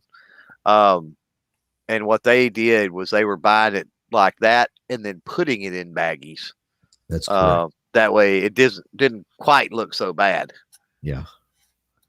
And most people wouldn't know that, honestly. That's what it is. Dime bags of 10 millimeter. That's funny. That needs to be a t-shirt. What, 2 rounds? Probably, yeah. That needs to be a t-shirt. Sure. That's pretty funny. Dime bag. Dope man. The guy's handing out baggies at 10 millimeter. Right.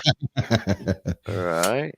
50 round bags. There you go. 50 round bags for $75. He said 50 round bags of 10 millimeter for $75. So yeah, it's been an hour and a half. Yeah, it has. We haven't even talked shit about the topic. So we did. Did we? A little bit, not much. It was more fun. We get down rabbit holes, especially when the two of us start talking. I hope it was enjoyable. I had fun talking. It is what it is, but sometimes it's nice just to talk. And we went down the roads that the chat took us. We'll blame it all on the chat. Let's go over and check real quick. Let's go check Twitter and see if there's any ghost tweets over there yet. Let's see here. What in the hell? I think I might have a call come in. Let's answer this. Nice. Armed Citizen Podcast. Who's this? Hey, Trey, this is Pat Hirsch. How are you guys doing What's tonight? up, Pat? How you doing, brother? Oh, not too bad. Not too bad. Just enjoying the snow on the ground here out in the great state of Nebraska. Yeah, exactly. It's kind of strange, isn't it? Yeah, I'm not sure if Mother Nature knows if it is April 20th yet or not. So right. I don't know. She might be a little confused right at the moment. Right. But it is Nebraska and anything can happen. So, but no, I just wanted to get in and kind of give you what the topic was tonight. I just wanted to let you guys know. Wife got a Ruger Max 9, and then I got a Smith & Wesson. The Plus? 9mm Plus, yes. How do you like them? Eat both of them. Do you like the Oh, Max 9 and the Plus? So I'm interested in both of them. Oh, the Ruger, the wife absolutely loves because the grip is not too harsh on it versus the Smith & Wesson, which is a little bit more stippled and a little bit more grippy versus, the Ruger. And but no, she absolutely loves that, and I absolutely love my Smith & Wesson. Yep. So, I got a chance to handle both of them in Tulsa. Obviously, didn't get to shoot them, obviously, but got to handle them both. And to me, I like the stippling on the Shield. Thought it felt much better. But I'd say that Max 9 felt good in my hand. That felt really good. I was surprised. Yeah, and that's what my wife said, because it was just a little bit narrower for her hands on the Max. And that's why that was one of the main reasons that she really liked it. And plus, what really sold on it was the high vis front sight. She said she could pick up on that front sight once she got done with the round and come back down on it on the muzzle flip. And she said I could just pick right back up on it again. So yeah, both really good guns. I mean, I would urge everybody out there to go out there and take a look at both of those, because they are good guns. So I hopefully here after a bit, maybe we will be looking at a Hellcat here, just to kind of do a little bit more of a comparison video. But yeah, I just wanted to go on the topic and say that, all we did when we first got our guns is we just checked, made sure that they were clear and free, and we just shot them. And they've been running great ever since, and we've probably put, about 300 rounds through the Smith and about 200 through the Max 9, and haven't had any problem. But when she shot the Smith & Wesson, she didn't like the texture and the grip, and I don't think she was holding on as tight with the Ruger Max, and we actually had a jammage, but I think that had to do with limp wristing on it. So, because once she got done with that, we reloaded it. It ran just fine, and I haven't had any problems with it since then. So, yeah, it's I've like I said, I was telling Clover that I had several guns that I was looking at. I was looking at the APX, I was looking at Plus, a Max 9, and a Walther PDP. I didn't figure that the PDP, the Max 9, or the Shield were going to be anywhere near reasonable price at Wanamaker because they're new. That's why I felt like I could probably get APX. Even the APXs were high, but they were, if you found a Shield, a PDP, they were well over $1,000 each. And it was like, come on. So I'll wait a little bit, but I'm excited about both of those guns. I'm looking forward to the Max 9 and the Shield. I would like to get my hands on a PDP, but honestly, I've got a PPQ that is one of my favorite guns that I own, period, of any kind. And I just don't think that I'm sure the PDP is great, but for me, I'm perfectly happy with my PPQ, and I'll bring Clover in and ask him. I know you were talking about last night with Snob, but when it comes down to the PDP, is that something that you're looking forward to, or because you have the full size PPQ, so the PDP is basically the same size, is it not? Clover might have stepped away. No, I'm not. But I mean, the PDP is there's so many different types of the PDP. That's one of the things with the PDP. Is that something that you're looking forward to, or are you just going to kind of be happy with your PPQ? I'm going to stick with the PPQ. My experience with the PDP, mileage may vary because we talk about trigger pull, and there's 8 different functions or aspects of a trigger pull. So everybody's different in what they consider good. But the PPQ trigger to me is better than the PDP. So I'll stay with there's no reason for me to swap onto the PDP from the PPQ. Plus, I'm not the biggest fan of the way the slide is on the PDP. I prefer the slide design, that tapered design on the PPQ. So, but that's me. But I get why the PDP is that way, because it's more conducive for the optics ready, which is the niche trendy thing right now. Yeah. So this is actually true. G23 says, my question is why do potheads and others go crazy on about 420? So when I was in the Marine Corps back in the 90s, and if you're about my age or older, you'll remember this, but the whole 420 started in California. And that was Proposition 420 in California to legalize marijuana back in the 90s. And it was the first of any state in the country to have a bill.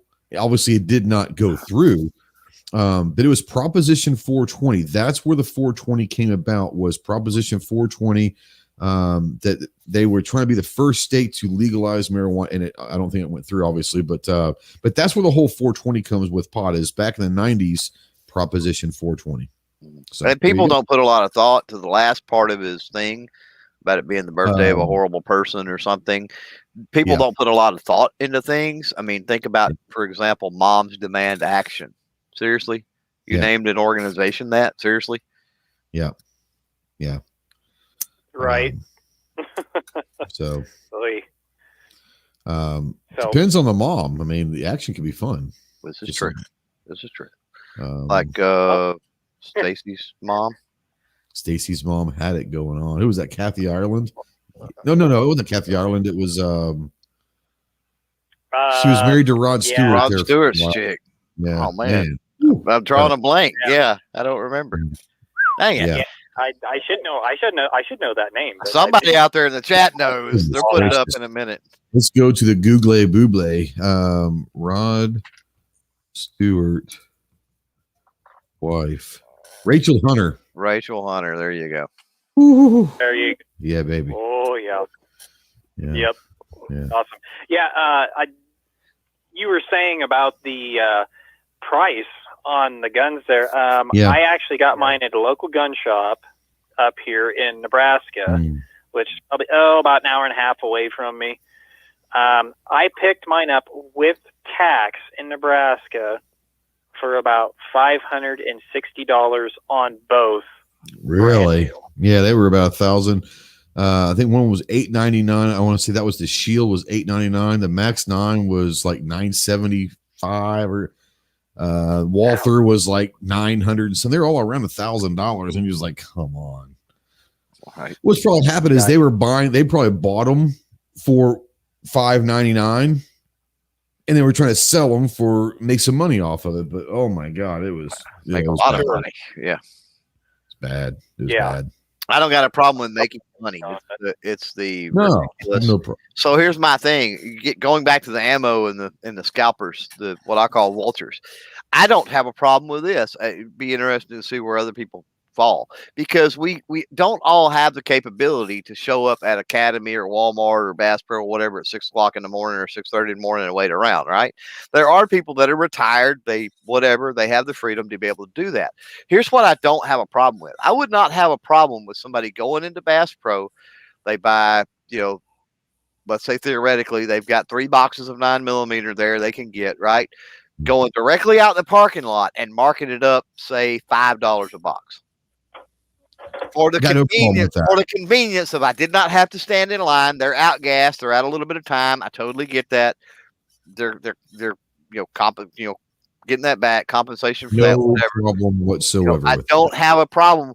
And there are people that this needs to be said, because I know people that do this. There are people that do that.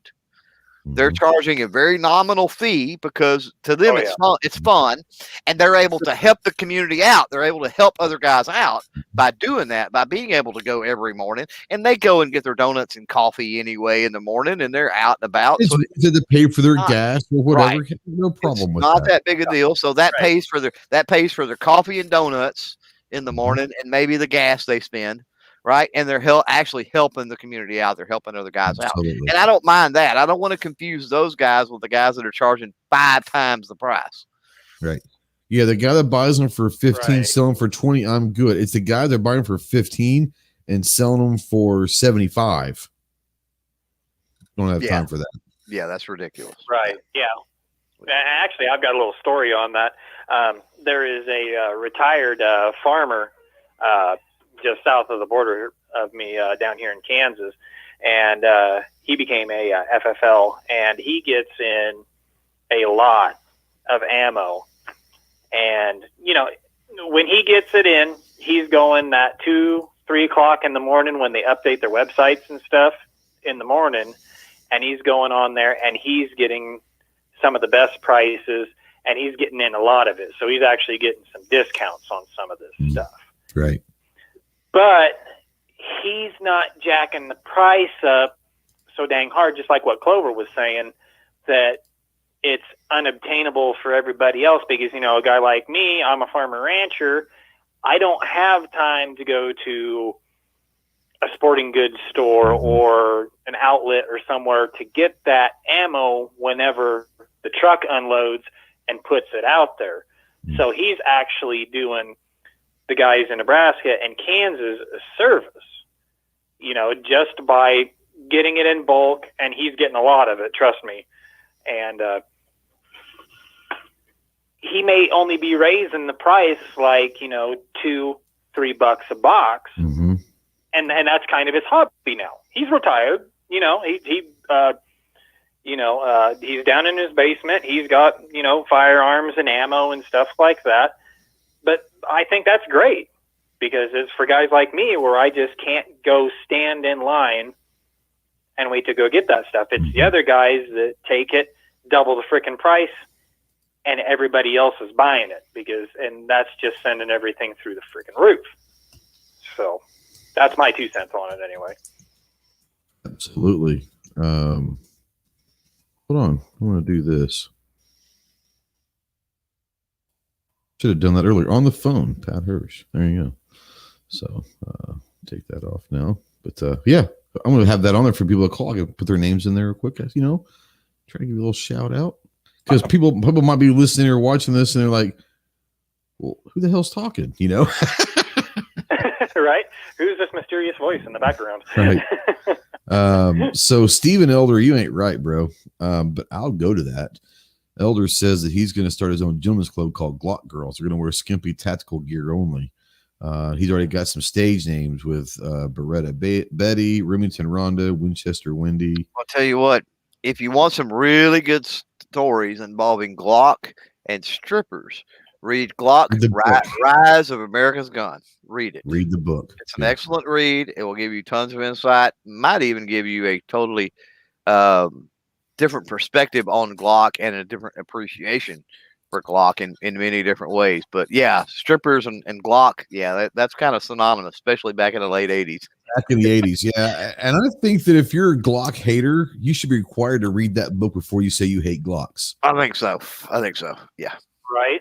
So, yeah. All right.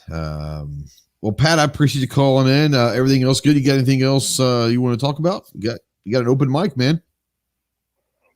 No, just wanted to just let you know what we did with the 2 guns. Awesome. And hopefully we'll be doing a comparison video here side by side on the pros and the cons here just shortly here in the next week or two. Just kind of do a heads up comparison, see what she likes versus the Smith versus the Max, you know, and vice versa, you know, on that. So yeah, so be looking for that on my channel. Sorry, shameless plug, but no, it's all good. But no, just wanted to say thanks for having me on, and yeah, y'all have a good one. Thanks, Clover. Appreciate it, buddy. Later. Have a good one. You too, Pat. We'll see you soon, man.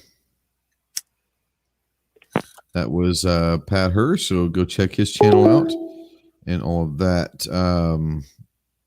Someone says someone should send that book to Rob up New York Outcast. Rob buy his own book. Yeah.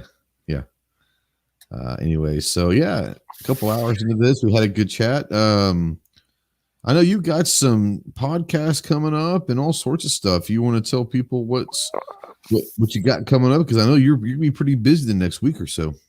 You know, yeah, I've got Excess Sights on tomorrow, and the next Wednesday I've got Walther in the house. Cody comes in. But it's kind of some breaking news, something I'm working on now. It's been we had 2 or 3 seasons of The Next Generation.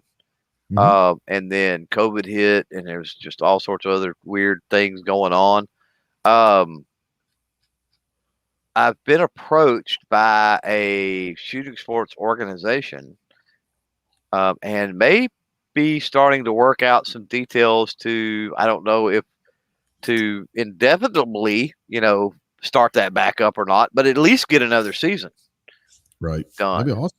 So yeah, I'm hoping so. So everybody heard that here first. I'm working on that. Not that it's going to happen or anything, but it looks promising. We got to nail down some of the details. So yeah, look for that. I did not drop a video today.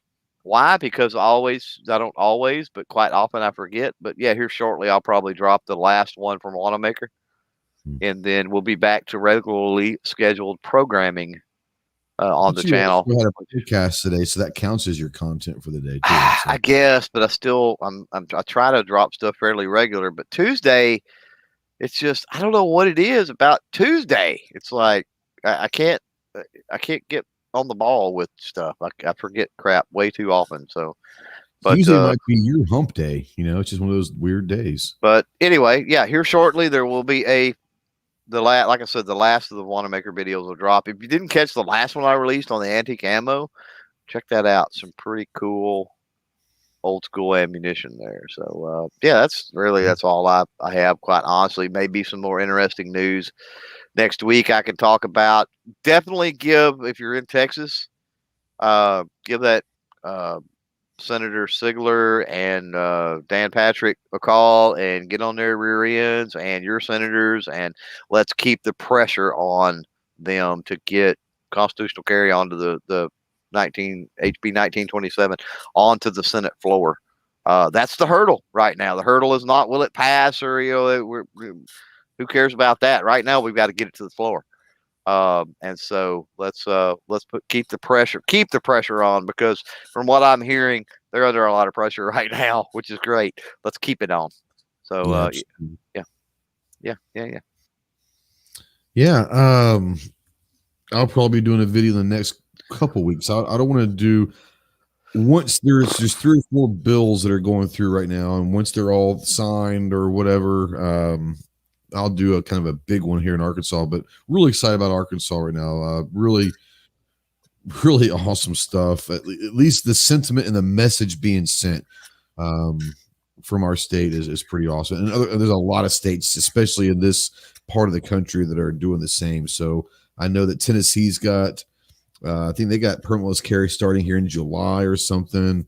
I know Oklahoma's got a 2A sanctuary going through. Texas always. This whole area is really putting up the flag of the 2A and saying, let's do this. So really proud to live in this part of the country for sure. Saturday probably won't have. I may have a video Thursday. I'm going to be busy tomorrow. But Saturday will be the release of the first. If you're a patron or a YouTube channel member, you've already had it for a couple days. But Saturday will be the release of the first video of the LPVO series. And this one is going to be kind of discussing what actually is an LPVO and go through some of the focal planes and the benefits of an LPVO, just a general. And we're going to start breaking it down into a bunch of stuff coming up on it. But the first one of this series of the LPVO series comes out Saturday, so be on the lookout for that. And once again, next Tuesday we will not have anything going on. It is my 25th wedding anniversary, so I figured I might want to do something with the family that night. So no, it's we're not gonna be here next Tuesday and all of that. So yeah, we're gonna do that. Got a couple confirmations in the last 3 days. Got some awesome guests coming up on the Jarhead podcast, so looking forward to that. Awesome guests that are coming up. So yeah, excited about that. and we're just diving in. Like I said, Saturday's the first video of the LPVO series, and this is going to be anywhere from 12 to 20 different videos on this whole series. It's going to last the rest of the year doing different stuff. But yeah, I've got 4 of the 6 LPVOs that have already come in. Got one from Bushnell, one from Axion, one from Monstrum, and one from Swamp Fox. And I'm still waiting on a couple more to come in. But yeah, we'll be doing individual videos on all of those. We'll be doing comparisons and price point, then doing comparisons. I've got 2 1-4s, 2 1-6s, and 2 1-8s. So we'll be doing comparisons on across the board of different magnifications and price point. And then just within magnifications, maybe even within single first focal plane and second focal plane. We're going to be talking about reticle, single different videos on reticles. Also, there's going to be all sorts of stuff to where we're looking at. But what we've done is we've gone out and gotten all of these LPVOs are all going to be under $500. And so we could have gotten the Loopholds and the Night Forces and a lot of those ATNs that are $1,500, $2,000, $1,200 for an LPVO, but we went with products that we know are good, but under that $500 kind of cap. And so looking forward to that as well. There's a lot of great companies putting a lot of quality products out there for half the price or a third of the price as some of the other ones. So yeah. Pat says enjoyed the Tonto podcast. Yeah, that was fun. It kind of I didn't realize it till the end that it was crackling there towards the end because he was having a storm and I was having a storm, so it is what it was. But if you guys haven't watched the last Jarhead with Tonto, Clover knows him as well, but every time we all get around each other, it's hilarious because Tonto is a really funny individual. And so he let his hair down a little bit and told us a couple stories that are hilarious. Talking about shitting himself and all sorts of cool, fun stuff. But yeah, if you haven't watched that, you're going to see some really cool stuff and learn some stuff about Tonto as well. So let's see here. Louisiana has a Pro 2A bill going through. That's great. That's awesome. There's a lot of it going around. If you live in a state that got some Pro 2A stuff going through, we always talk about this, and Clover and I talk about this all the time, but privately, but we always talk about, hey, make sure you contact your congressman, tell them that you want them to vote yes and all that. Sometimes it's nice to call your congressman and say, hey, thank you for voting yes or voting no against this anti-2A. They probably don't get to hear the thank yous. They just hear before the vote, hey, make sure you vote on this, or we're going to find someone else that will, or whatever. Sometimes it's nice to, and this is one of those things where last week I sent an email to Congressman Schaefer in Texas, Representative Schaefer, I don't Congressman, but Representative Schaefer in Texas. I don't even live in Texas. Even when I didn't live in Tyler. So it had nothing to do with my life. And I just sent him an email and said, I watched with a friend of mine, I watched the stream of the markup there in the House floor for 1927, and I just said thank you for standing your ground, and I was I'm proud to be a Texan still at heart, but sometimes it's nice for them to hear that the thank yous as well, because sometimes we talk about make sure you tell them who's the boss and all that. Sometimes it's nice to say, hey, you did a good job, I appreciate that. So yeah, interesting. You got anything else you want to close in on before we head out? Not really. Working on getting this video out within the next couple minutes. That's about it for me. All right. Well, I appreciate you guys. Thank you for everyone that has stayed with us for 2 hours live. We appreciate you. If you're watching in replay or listening in podcast form, the conversation does not have to stop. Utilize the comment section below. If you are listening in podcast form and you like what you're hearing, hit that little follow button. And if it gives you the option of maybe leaving us a rating, it does help. I had some interesting news, and Clover was there when I got an email a couple weeks ago that the Jarhead podcast ranked number 38 on the Apple Podcast rankings. for that week in Chile. But why the hell people are listening to Jarhead podcast in Chile? I don't know. But I thought that was kind of cool. I got maybe this saying that I ranked in the top 50, 38 of Apple podcasts in Chile. The Jarhead podcast did. So maybe people are confused and they think Chile comes in jars. The country Chile, yes. It's an algorithmic. What I'm telling you is it's an algorithmic error. It's an algorithmic anomaly. Absolutely. I think is what happened because it's thinking it's chili in a jar is what they're thinking, right? Yeah, there's no way no one's listening to my shit down there. They don't listen up here, much less down Chile. Some of the things are unexplainable. Like I've got the shorts I've got with that 4440 is absolutely blowing up. The number one country, India. Like seriously. Really?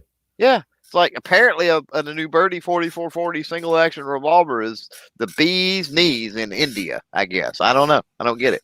Interesting. Yeah. So sometimes it's just, you just take it when you get it, right? You say, hey, that's freaking cool. That's what else could you do? Yeah. I'm trying to find this email because when I read it, I was like, what the hell? Right. Because I didn't read it first about Chile. I was like, oh, here we go. So I have some cool information that might interest you. Your podcast, the Jarhead Podcast, have been performing great in Apple Podcast rankings in the last 30 days. Position number 38. The data is provided by blah, blah, blah, blah, blah. And it says number 38. And then I didn't see it right below it. It says parentheses, Chile. Happy podcasting, Carlos. Don't know who Carlos is, but Carlos sent me an email saying that I'm ranked number 38 in Apple Podcasts for the last 30 days. And that was on April 7th in Chile. Thought that's pretty damn cool. Maybe they just received Apple Podcasts down there. Wow. And who knows? But it was just like, what the hell? So it's kind of cool. Anyways, that was exciting. So thanks to all that for listening and all that. Check out all of the Armed Citizen podcasts around there. Check out the Jarhead podcast. Go check out Clover Tax channel. There's a lot of great content creators out in the chat. Tons. Go check out them. Just darn near every one of them. Quite. Yeah. Just damn near everyone was doing some kind of content out there, which is awesome. That not necessarily was the case 4 or 5 years ago. Exactly. Which is cool. Very cool. Which is really awesome. So, but thank you so much for watching live. I love the chat. It was a great chat. And like I said, if you're watching the Replayer podcast, leave those comments, ask those questions, give us a thumbs up or follow whatever it is on podcasts. If they give you a rating, give us a rating. That does help in the algorithm as well. That's kind of how they do it over there. Download it or whatever. It's interesting because they talk about downloads. And people say, well, I don't have many downloads. I don't have that many downloads or whatever. I'm like, bro, don't worry about the downloads. Because I was talking to a guy that said that for every download, there's like 9 listens. Right. They track the downloads, but there's a shit ton of people listening. They just don't download it. I don't download podcasts. I just listen. When I'm done, I walk away. But yeah, anyways, that's a great thing. So thank you so much, Clover. As always, thanks, brother, for joining. Yep. And we'll see you guys. Won't see you tomorrow at all, probably, but we'll probably see you Thursday night on Clover's Nerd Chat at 8 Central. And on Friday night, I'll be a guest on a regular Gun Guys show, a new show that he's kind of starting up. ARGG. ARGG. At 8 o'clock Central Friday night as well. So, we'll see you guys soon. And thanks for watching. Semper Fi.